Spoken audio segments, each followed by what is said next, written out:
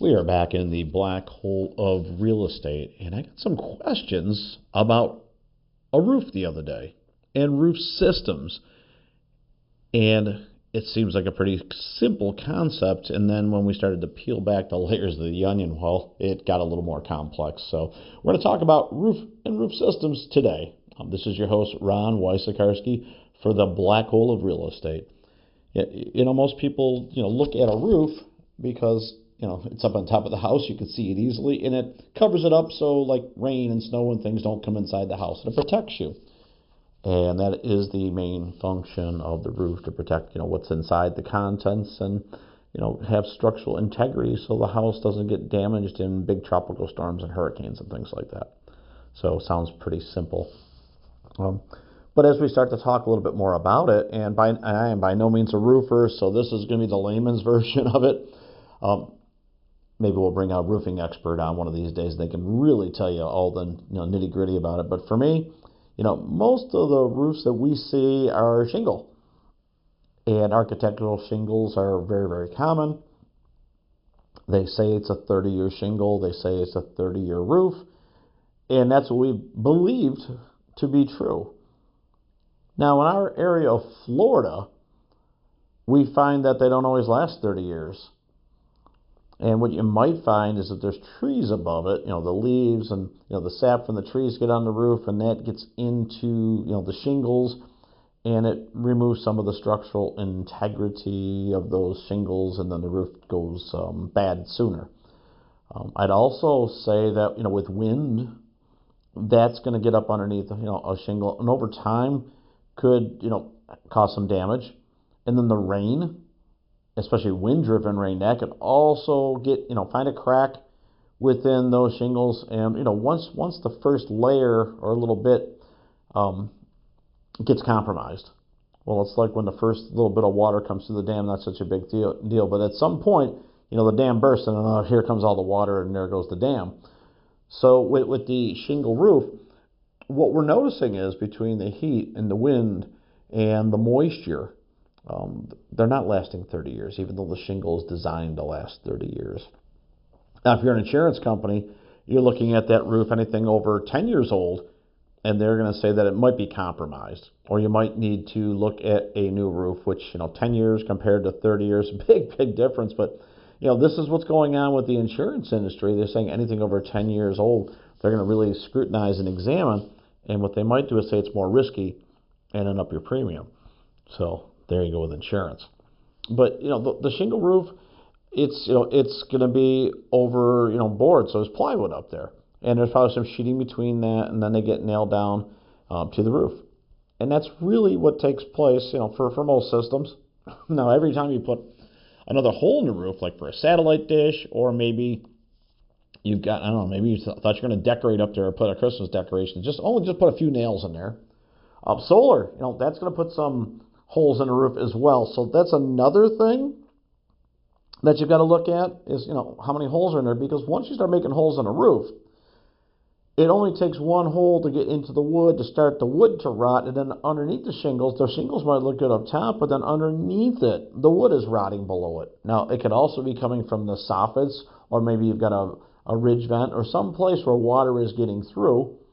It could be some moisture from within the house pushing out, or maybe there's and there's no attic fans, but maybe there's a fan coming from the kitchen. There's all sorts of things that could be introduced from the inside out that maybe starts to damage the boards, and then because that gets weak, and then everything gets weaker.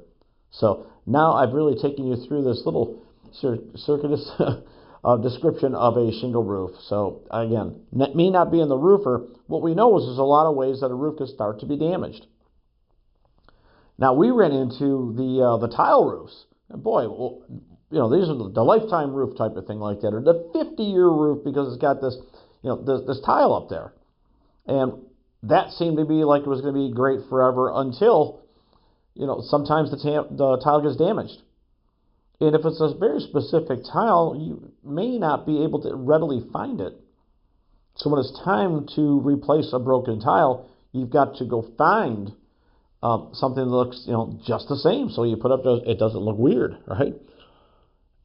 And then you have to factor in that as the heat has been hitting those tiles for many, many years, and now you've got some cracked tile, and maybe it's in more towards the middle of the roof, you have to have somebody who's very, very talented to somehow safely get to that tile by walking on other tile and not damaging more tile. And I've noticed through the years when we have repairs that not every roofer wants to fix damaged tile because the risk is there that they'll damage even more tile. And if it's scarce and hard to find, it could just compound the problem. So a simple thing like a few broken tiles on a tile roof could become problematic over time based on what we're describing right now. The other thing is that if you have some damage to the boards below the tile, and this came back over the last 6 months, I've seen this more times than probably in the last 20 years, and I think it's because of the scrutiny of the industry and the 4-point inspections really getting down and dirty with that to make sure the roof systems are good. You see, once the boards below the tile have any damage whatsoever, it's going to invalidate that roof in the eyes of the insurance company, because now what they're saying is you've got to replace that board. Well, in order to replace that board, if it's damaged or wet or soft, you've got to remove a bunch of tile in order to tear off that part of the roof and then put it back on. So even if the tile was fine, if the board below it is damaged or compromised, now you've got a whole different scenario. So we've seen situations where there's several damaged boards all over the roof in different areas, and by the time you remove enough tile to change out those few boards, knowing that there's already been some damage is probably likely to occur again, you get in a situation where it's probably more cost effective to at least look at just replacing the whole roof, because if some boards are damaged, it indicates there's probably more damage that's occurring naturally and normally and right now. So if you're fixing what you see, you may miss something else that's also coming along as far as being damaged, and you can see the repeating problem this might be. So here we are, 50-year roofs, and now they need to be replaced. And I mean, I've seen estimates 50, 75. I saw one over $100,000 to replace a roof that was probably 20, 25 years old, certainly nowhere near the 50-year lifespan. So that became problematic. And then there's the lifetime metal roofs.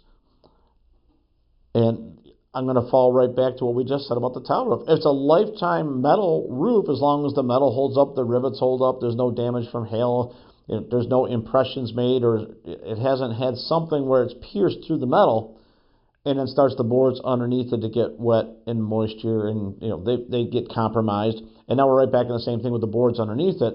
Now, it may be easier perhaps to remove the metal sheeting on the metal roof from the starter boards to replace the boards, but it's still going to be work. It's still going to be damage, and if that begins to bend, you can create other problems. So it's not as easy as it looks when it comes to these roofs. And right now, you're ready to pull your hair out, like, oh, how do we get all the way down the road of replacing everything? It's a really good question. There's a few other type of roof systems. There's a membrane roof system, and some of the condos use that. And there's rolled roofing on the flat parts of the roof. So, I mean, I think there's more than just a few kinds of roofing, but I want to give you some of the ones that are very, very common and some of the things that we've experienced. So now that we've got this bit of information, if you're buying a house and you're having inspections, these are some things to look at. Are the starter boards good? Are the soffits intact? Are there ridge caps and ridge vents and things like that would help with the integrity of the roof to make it last longer? These are all things that should be coming up on inspection reports. There's hidden areas, and based on the design of the roof, the inspector may not be able to crawl all the way into the far, far corners to get a look at everything. So there's going to be a little bit of faith, unless you've got some sort of a camera, like on some sort of a swivel that you can get way back there. There's going to be some unknowns with the roof, is what I would tell you. The wind mitigation report is going to be something that will really help you if the roof is in decent condition, and maybe you can withstand a Category 5 hurricane, and the straps are done properly, they're tied down properly, and they're doing it on every board as opposed to every other board, and is there 3 nails instead of 2? These are things that a roofer would tell you, an inspector would talk about with you as far as what's important and why the risk factor goes higher.